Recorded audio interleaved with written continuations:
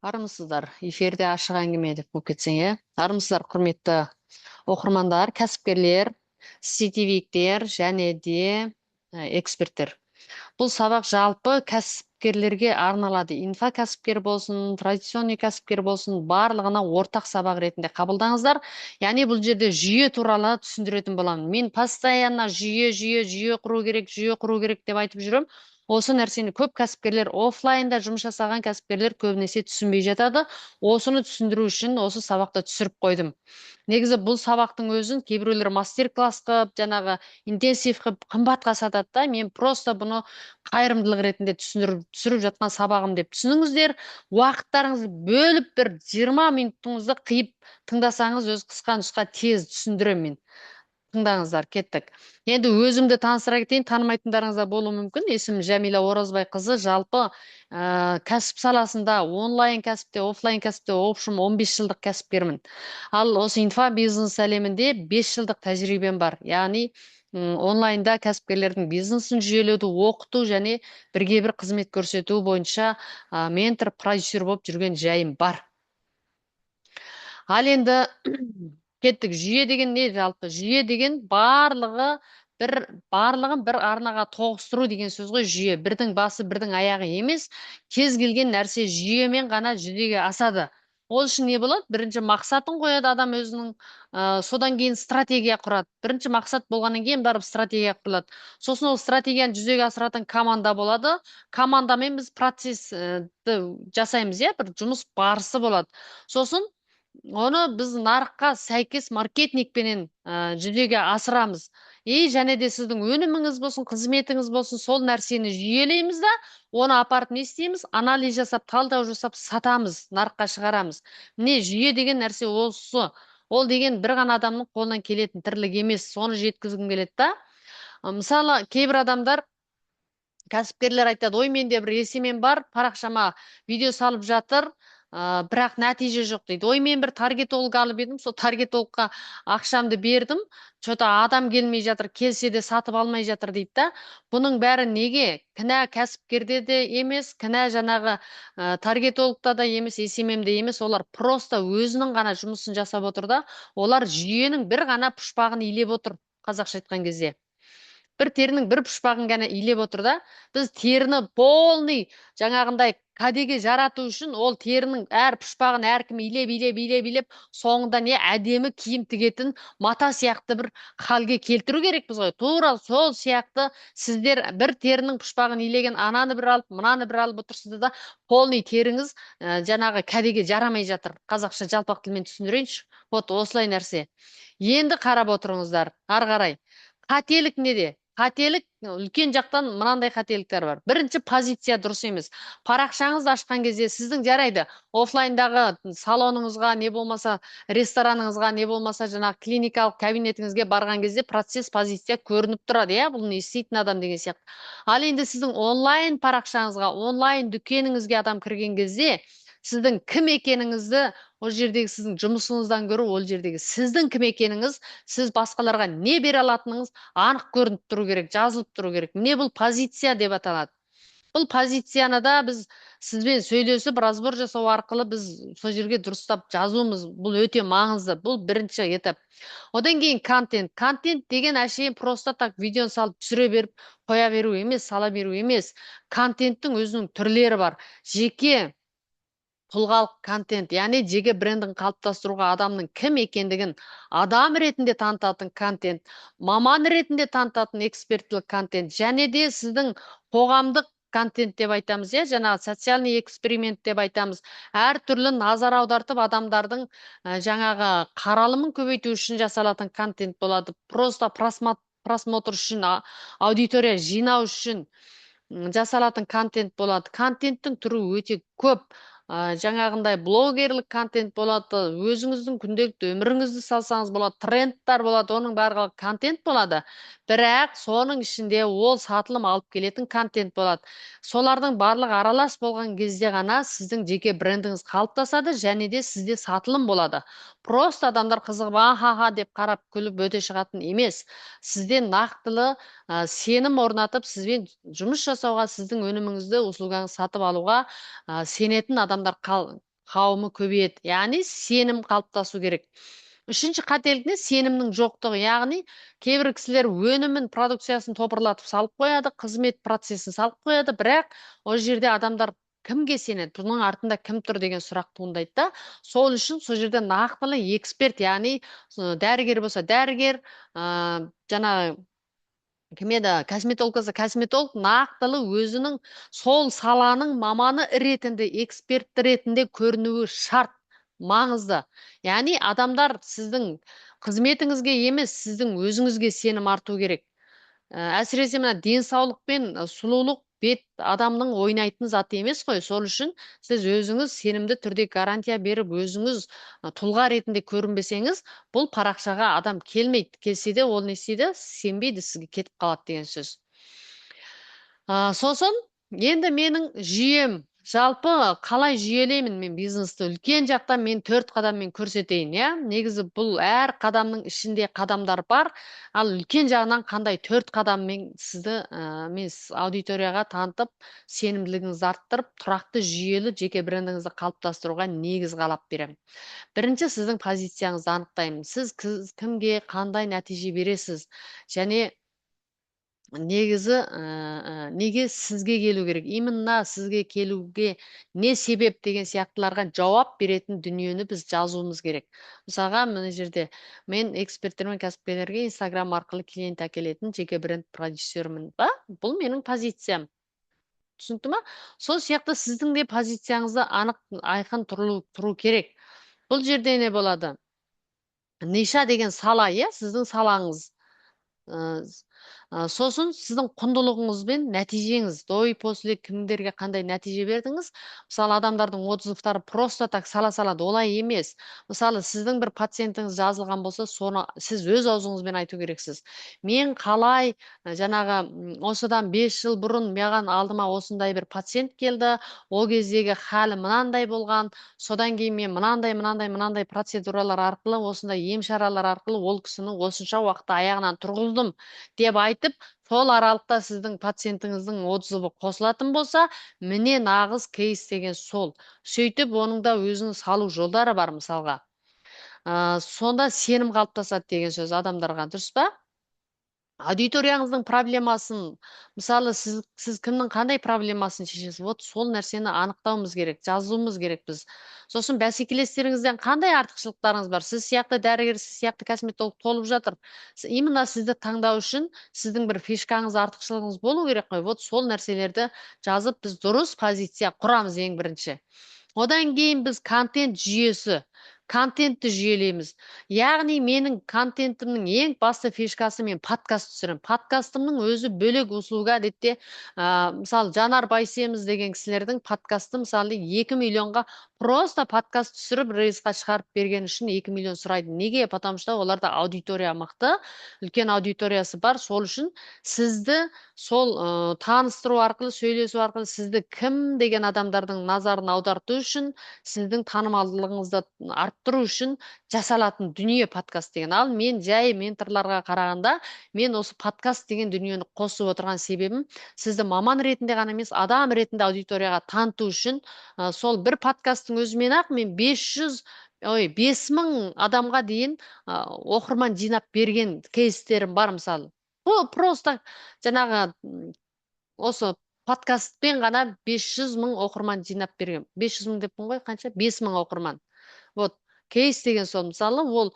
Одан кейін сізге тағы не істейміз? Эксперттік контент. Подкастта да тоже эксперттілік айтылады, бірақ сіздің мамандығыңыз бойынша өзіңіздің аудиторияңызда, өзіңіздің жаңағы кабинетіңізде эксперт ретіндегі жұмыс процестеріңіз бәрін жүйелеп отырып, жаңағы артықшылықтарыңыз, кемшіліктеріңізді, қызықтарыңыз, шындықтарыңыздың барлығын осы жерде кейстарыңызды эксперттік контент арқылы көрсетеміз. Одан кейін сторис деген нәрсе болады. Парақшадағы, лентадағы нәрседен тыс, сторис деген күнделікті жүріліп отыратын болса, сіздің күнделікті өміріңіз адамдарға қызық, күнделікті бақылап отырады. Рилс деген ол бір күн салынды ма, сол постоянно тұрады ғой, ол бір ретке ғана айтылған нәрсе болса, оны адамдар күнде кіріп қарай бермейді. Ал сторисқа кіру арқылы сіздің күнделікті өміріңізді көру арқылы адамдарда сенім қалыптасады. Кейбір парақшаларға просто рилс салып қояды, сторис жүрмейтін болса, бұл жаңағы сенімсіз парақша болып саналады. Сол үшін де бұл сторис жүргізу деген біздің SMM мамандарының жұмысы әсіресе. Осы контенттің жүйесі құрылмаса, SMM байқұс не істейді? Сторис қананы мынаны салып қойып отырады. Ал рельсіңіз дұрыс болмаса, сторисіңіз дұрыс жүрмесе, бұл жерде бәрі бір тұтас жүйеге келмесе болмайды. Енді қараңыз.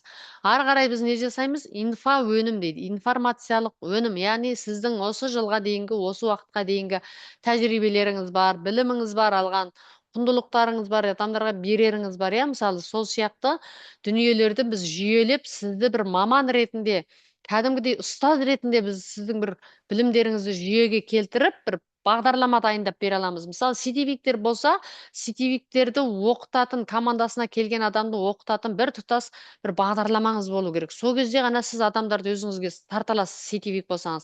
Сіз менің командама келсеңіз, мен сізді арнайы жүйемен оқытып, қысқа уақыт ішінде команда жинауыңызға және оны дамытуыңызға көмектесе аламын десеңіз, мысалға, вот сол сенімге бола келеді команда мысалға. Ал енді мысалы дәрігер не болмаса косметолог болса өмір бойы бір адамдардың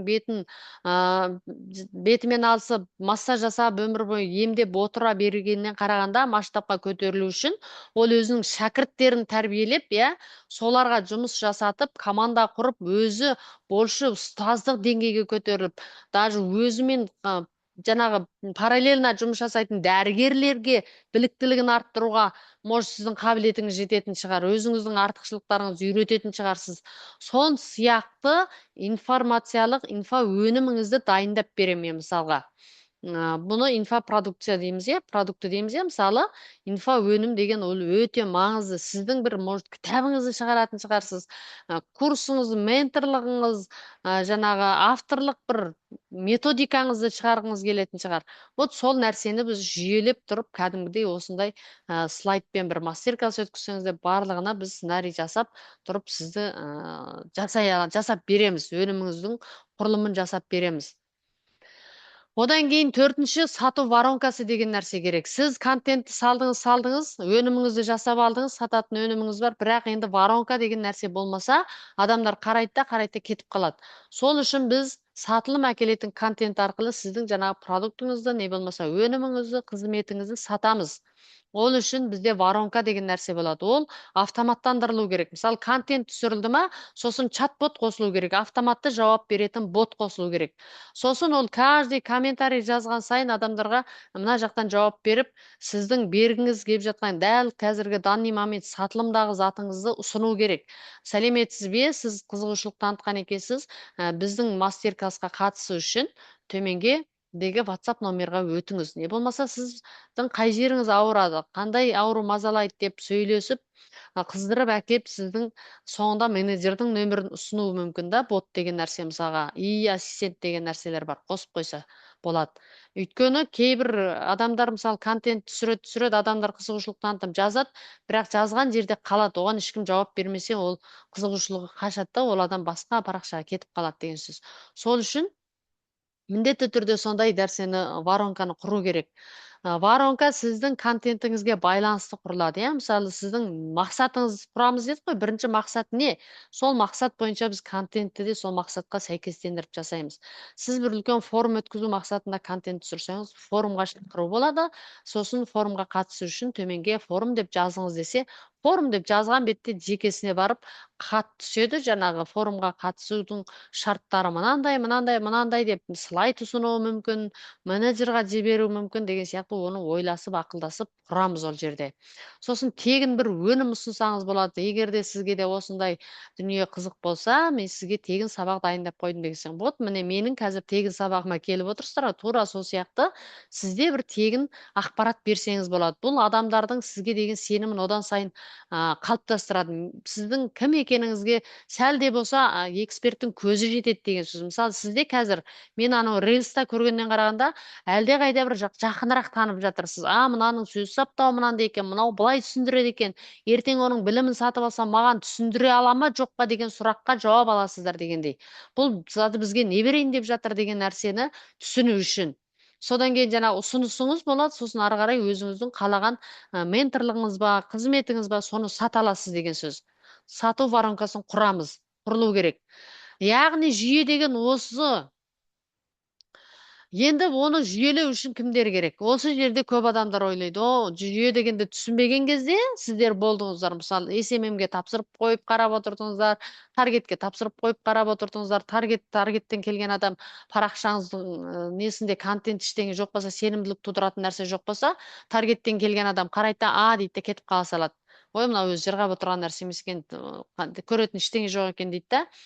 Ол сізге шығып алып сөйлесіп отырмайды ғой, адамдар ана жақтан көріп алып сенімділік ұялағаннан кейін барып сізге шығады негізі. Сол үшін ол бір жүйе болмаса бұл нәрсе болмайды. Ал енді мысалы осы жүйені түсіну үшін, жүйемен жұмыс жасау үшін ең бірінші ментор керек сіздерге. Ментор дегенде сізге осы жүйенің не екендігін толықтай оқытатын адам. Мысалы, мен бұрын менторлықта тек қана оқытып бергеннің өзінде адамдар сол жүйемен өздері команда құрып, ары қарай өздерінің жеке брендін қалыптастырып, өнімін сатып, услугасын сатып, жұмыстарын жасап кеткендер бар. Яғни оқиды бұл жерде. Оқыған кезде мысалы дұрыс стратегия құру, жаңағындай нысаналы аудитория деп жазып тұр, бұл мақсатты аудитория дейміз, целевой аудитория дейміз. Сондай аудитория. Именно сізге ғана қажет аудиторияны жинаймыз. Ол жаңа шөпті де шөңгені де жия беретін дүние емес. Сосын сату жүйесі, сату воронкасы құрады. Жаңағы тұрақты өсім, табысқа жету, сату стратегиясы бәрін мысалы менторствода біз оқытқанбыз. То есть енді соны оқып алғаннан кейін барып сіз не істейсіз? Маған дұрыс мына мамандар керек екен ғой деген бір түйсік келеді. Мен мына бизнесімді жүйелеу үшін мен бір адамға тапсырып жынды болып жүр екенмін ғой дейсіз да, сосын мына мамандар керек болады. Маркетолог деген маман керек негізі нарықта. Бұлар негізгі бағасы 250 мың теңгеден басталады. Маркетологтар не істейді? Маркетингтің стратегия, маркетингтен сатылу, сатылым, үлкен жақтан қазақша жалпақ тілмен айтқан кезде сату. Осының стратегиясын құрады. Жоспарын құрады, яғни. Сосын нарық деген мынау қоғамдағы базар деп айтады. Мына Қытайдан келген кісілер. Базар бәсеке, базарлық, қалай айтушы еді? Базарды анықтау дейді. Нарық, яғни соған талдау жасайды. Сіздің салаңызға қатысты не актуалды, не өтеді, не өтпейді деген сияқты сол нәрсеге анализ жасайды, талдау жасайды. Сосын жалпы жүйені басқарады маркетолог деген. Мысалы, мен басқарам, өзім маркетологпын мысалға да. Сосын контент мейкер. Бұл адам не істейді? Контентқа идеялар дайындайды. Бұлар арнайы сценарий жазады. Мысалы, мен өзімде контентқа сценарий жазам, бірақ мен оның барлығын өзім жасап отырсам, мен шашым ағарып кетеді. Сол үшін менің командамда контент мейкерлар бар, мысалы, жұмыс жасайтын. Сосын осы контент мейкер маркетологтың идеясымен контент мейкер контенттің идеяларын құрастырып сценарий жазып қойды ма, бір айлық контент жобасын жасады ма, енді оны не істейміз? Түсіру керекпіз. Түсіру үшін кім керек? Мынау керек. Мынамен түсіретін профессиональный мамандар бар. Бұны телефоны бар адамның бәрі түсіре бермейді. Оның өзінің профессиясы, айтады ғой, шымшық сойса да қасапшы сойсын деп. Сол үшін әр істі өзінің маманына тапсыру. Жүйе деген сол негізі. Сосын мобилограф түсіреді, монтаждайды. Кейбір мобилограф өзі түсіріп, өзі монтаждайды, бірақ уақыт алатын болғаннан кейін біз монтаждайтын адамды бөлек қойып қоямын. Мен мысалы көбінесе монтажды өлтіретіндер бар. Монтаждың өзі рөл ойнайды негізі. Мобилограф әдемі түсірсе де монтаж дұрыс болмаса, жаңағы қызықты болмаса, адамдар жалығады. Қазір не көп ақпарат көп, сол монтажбен де қызықты шрифтарменен жаңағы жазуларды да ойнатып тұрып жаңағы переходтар жасап неше түрлі. Сөйтіп монтаждау арқылы да біз адамдардың назарын аудартуға болады да. Сол үшін арнайы монтажерға тапсырады. Енді профессиональный деңгейде жұмыс жасайтын команданың жұмысы осындай болады. Сосын таргетолог. Таргетолог деген ол өзі жайында бөлек жарнама жасайтын маман ол. Ол өзінің профессиональный кәсіби деңгейде болса, өзінің жарнамасының стратегиясын сіздің мамандығыңызға байланысты сіздің ана парақшаңыздағы контентіңізді көріп, зерттеп отырып, өзінің саласы бойынша мына кісіге мынандай таргет жіберейік, мынандай жарнама түсірейік деп жарнаманың стратегиясын құрастырып, Сосын жаңағы видеограф оны түсіреді, монтаждап береді. Содан кейін барып таргетолог оны осындай компьютерға кіріп отырып, бүйтіп шұқып отырып, настройка жасап отырып, ақылы жарнамаға сізге қажетті парақшаңыздан сырт осындай бүкіл Алматы ма, бүкіл Қазақстанға жіберу керек па, оны сөйтіп настройка жасап отырып, үлкен жақтан адамдарға көрсетуге жұмыс жасайтын маман таргетолог деген. Енді түсінбейтін кісілер үшін түсіндіріп жатырмын, иә. Бұны енді таргетолог деген сөздің өзін түсінбейтін адамдар бар. Мен мысалға бәріміз бірден оқып туған жоқпыз ғой. Бәріміз басында таргетолог деп бүйтіп айта салған кезде ол немене деп миымыз ашып кеткен.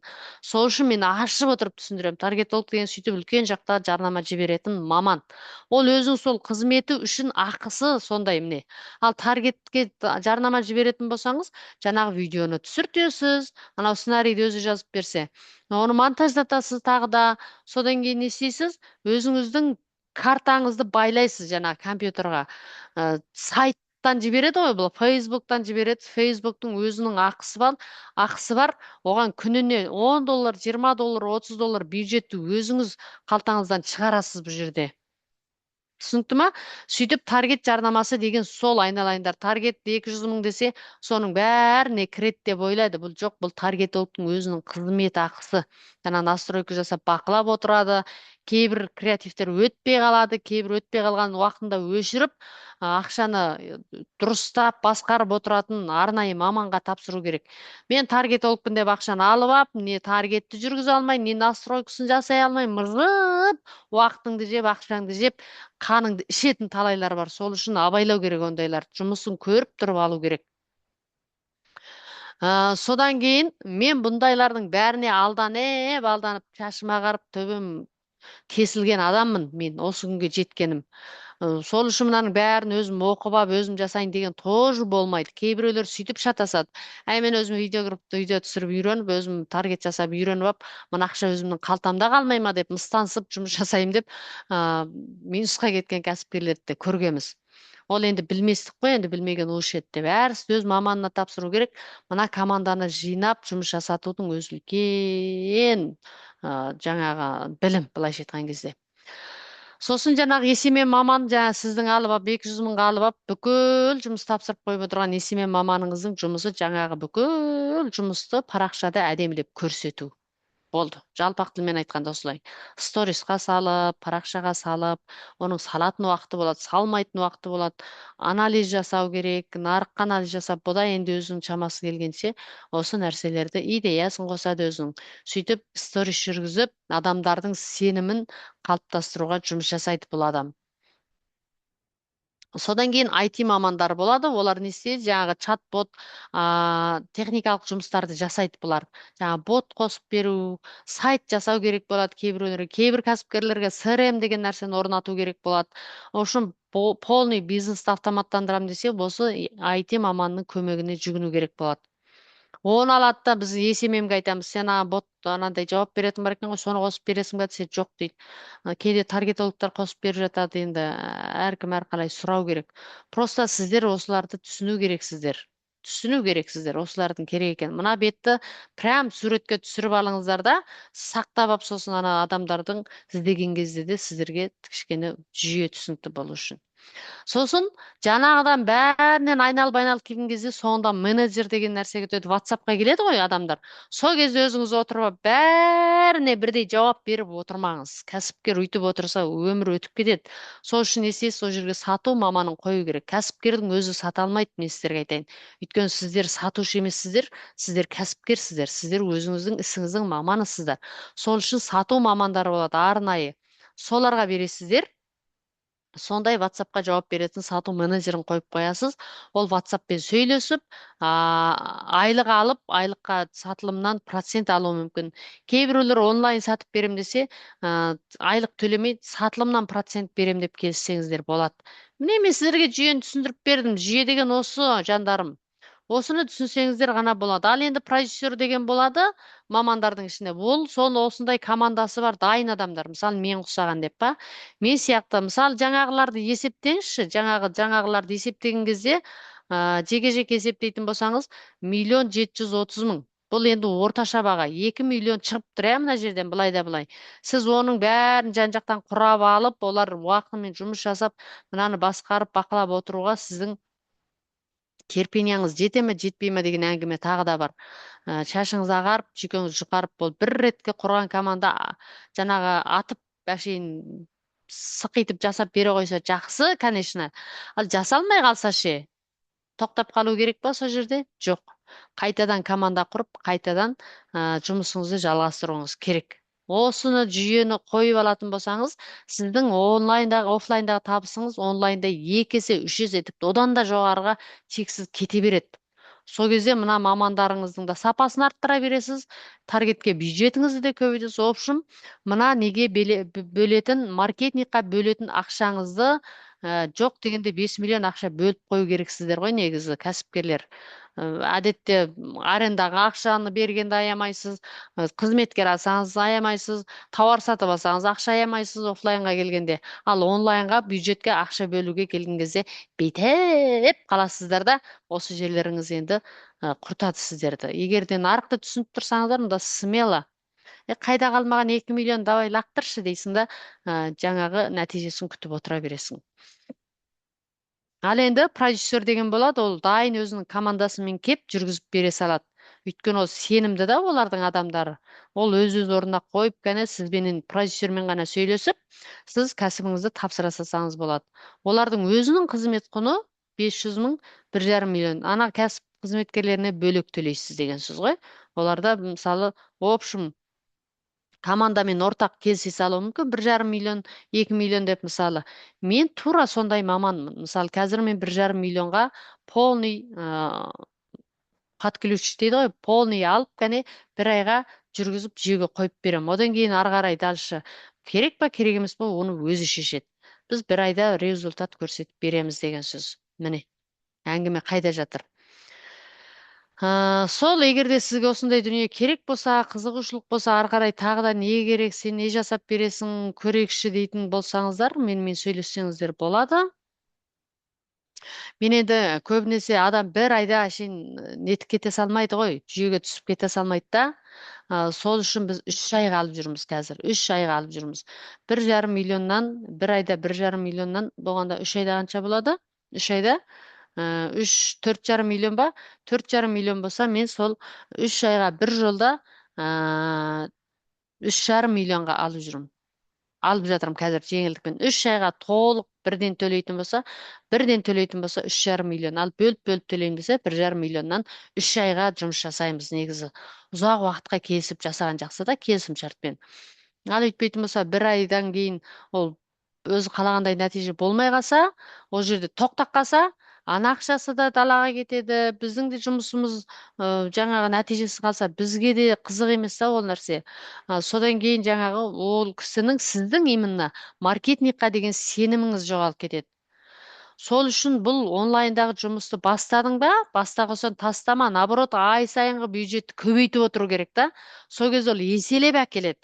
Еселеп әкеледі. Идеялары көбейеді. Мысалы, біз мысалы өз қызметімізге гәне алып, сізге идея берсек болады. Мысалы, блогерлармен жұмыс жасайық, аналармен жұмыс жасайық, осындай коллаборация жасайық, ана кәсіпкермен коллаборация жасайық деген. Соған сіз дайын болсаңыз, онда біз масштабқа қарай әкете береміз да идеямызбенен. Вот солай жұмыс жасалады, жұмыс деген солай. Коллаборация деген жаңағы партнер болып, мысалы, өткенде Даридаямен 140-тың коллаборациясы болды ғой. Вот екеуінің аудиториясы бірімен бір араласып, жаңағы аудитория бөлісу, былайша айтқан кезде. Вот сондай нәрселерді жасауымызға болады. Әртүрлі идея жетеді менде. Мына потолок идеяларды айтам, егер жүзеге асыра алатын болсаңыздар. Вот сол. Міне сөйтіп мен 3 ай бойы жұмыс жасап, сіздерді нарыққа шығарамын. Енді мен бір айға деп жыртыңдатып алғымда келіп жүрген жоқ қазір. Өстіп толық жаңағы 3 айда адам деген бір жерге барады өзі. Сосын жеке брендіңіз қалыптасады, контент стратегияңыз құрылады, жаңағы клиентті тарту воронкаларыңыз бәрі автоматтандырылып, өзі 3 айда сықи қалай чики болып шығасыздар ғой. Бір айда енді жаңағы фундамент қаланады, оны ары қарай тағы бір маркетологпен жалғастырасыз ба, жоқ қоя саласыз ба, ол енді ваши проблема. Сіздің проблемаңыз болады. Ең жақсысы бастадыңыз ба, тоқтатпаңыздар. Тоқтатпаңыздар. Берілетін нәтиже сонда не болады? Өз салаңыздағы танымал экспертке айналасыз. Сосын контентіңіз тұрақты түрде клиент алып келіп тұратын болады. Ол бір жүйеге түсіп алған болды. Контенттің сапасын арттыра беру керек. Басында мобилографпен түсірдің ба, видеографпен түсіріңіз, дронмен түсіретін контенттер жасаймыз ары қарай. Мысалы, ол ары қарай даму өзіңізге байланысты. Сосын сату процесіңіз жүйеленеді. Сату менеджеріңіз біреу болса, кейін екеу, үшеу, төртеу, таргетіңіздің бюджеті күніне 300 мың, 30 мың теңге болса, 100 мың теңге қылып күніне қойып тастасаң, клиентіңіз тіпті көбейетін болса, сату бөлімін көбейтіңіз. 10 менеджерға дейін алыңыз. Үлкен сату бөліміңізді мынандай неменен қалың адам сіздің услугаңызды сатып отырсын. Сіз жалғыз өзіңіз оның бәрін емдей алып үлгере алмайсыз. Сіз шәкірттеріңізді көбейтіңіз. Бөлімшелеріңізді ашыңыз, пожалуйста, міне масштаб деген осы. Сөйтіп, ары қарай кете береді. Жүйе деген осы, ары айт та бері айт өзі. Ал бізге келмесеңіз, онлайнмен жұмыс жасамасаңыз не істейсіз? Жаңағы уақытыңыз кетеді. Видеографқа бір төлейсіз, бір SMM-ге төлейсіз, бір таргет жібересіз, жүйкеңіз тозып, айналып келіп сол офлайнымда отыра берейінші деп отырасыз бір орында. Не өспей, не өшпей, что-то аналар өсіп баратыр, олар сотар не жеп өседі екен деп, жаңағы елге тамсанып, жыныңыз қайнап, ыза болып, сосын выгорать етіп, жасыңыз ұлғаяды, сонымен қойшы деп жаңағы пенсияға шығып отырасыз. Сол ащы да болса шындық осы. Қазір нарыққа ілеспейінше болмайды. Айналайын ағайындарым. Соны түсініңіздер. Менің мақсатым, бүгінгі сабақтағы мақсат соны түсіндіру. Сөйтіп жүйкеңізді жұқартып бір күні келесі, әй жәке баяғыдағыны жасайықшы деп, ол кезде менің бағам басқаша болуы мүмкін дегендей ғой. Сол, бізде бір орында тұрмаймыз, бізде дамимыз, бізде командамызды үлкейтеміз, бізде үлкен кәсіпкерлермен жұмыс жасаймыз. Жаңағы басында біз кейс шығару үшін арзанырақ алып жатсақ, кейін бір екі нәтиже шыққан соң бізде бүйтіп шалқаямыз. Конечно, енді осымен нәпақа тауып отырғаннан кейін өз құнымызды өзіміз көтереміз. Өз құнын өзі көтермесе, сізді біреу келіп көтеріп бермейді. Сол үшін осы айтайын дегенім. Осы нәрсеменен айналысып көріңіздер. Менімен жасамасаңыздар да, басқа бір адамдармен жасап көріңіздер. Арзанырақ, может, 500 мың теңгеге бәрін қатырамыз деп алуы мүмкін. Шамасы келмей шатқаяқтап, сосын мен миллионға алғанның өзінде шамам келмей шатқаяқтап қалғам. Өйткені неге? Потому что сенің командаң бірден алып жылып алып кете алмай қалады. Біреу ақшаңды алып алып ана жаққа қуып кетеді, біреу жауапкершілік танытпайды, оның көтінен жүріп уақытың кетеді, ана адамға сенім кетіп қалмасын деп тағы бір адамды ақшаңды төлеп, тағы бір адамды алып, сөйтіп мен айту, ақшам таппасам да до сол адамнан нәтиже шығаруға тырысам. Өйткені маған сенімсіз жол ортада қалып кеткені маған керек емес өйткені. Вот сол үшін қазір арзан айтып тұрған кезде осы услуганы алып дамып кетіңіздер. Мен қазір блогерлармен, журналистермен тоже жұмыс жасап жатырмын. Ол кісілердің де услугасын қосам. Жарнама жасап береді, мысалы. Танымал аудиториясы бар адамдарға жарнама жасатып беремін, мысалы. Мен оларға өзім төлеймін дегендей ғой. Келісіп, жаңағы бағаның ішіне кіргізіп, арзанға жасатып беремін. Вот сондай идеялар өте көп. Өсіп, жеке брендіңізді қалыптастырасыз. Сонымен енді не істеймін деген сұрақ болса, маған қазір осы нөмірге жазасыз да, иә? Разборға келіңіз, жеке сөйлесейік, отырып, шай ішіп отырып түсіндіріп, қалай болады, осы бетті суретке түсіріп алыңыз да, мына нөмірге жазыңыз. Міне, 1, 2, 3, 4, 5. Болды ма? Сақтап алыңыз ба? Мынаны телефоныңызға түсіріп алыңыз, сақтап алыңыз. Бұл сабақ өмір бойы тұрады, қайта-қайта көріңіз, түсінбесеңіз. Сол енді басқа айтатын әңгіме жоқ, соны айтып қояйын дегенім сіздерге. Аман сау болыңыздар. Енді менторлықта жаңағы толық бірге жұмыс жасап дамимын дегендеріңіз болса, уақыт өткізіп алмай тездетіп маған хабарласыңыздар. Сау болыңыздар.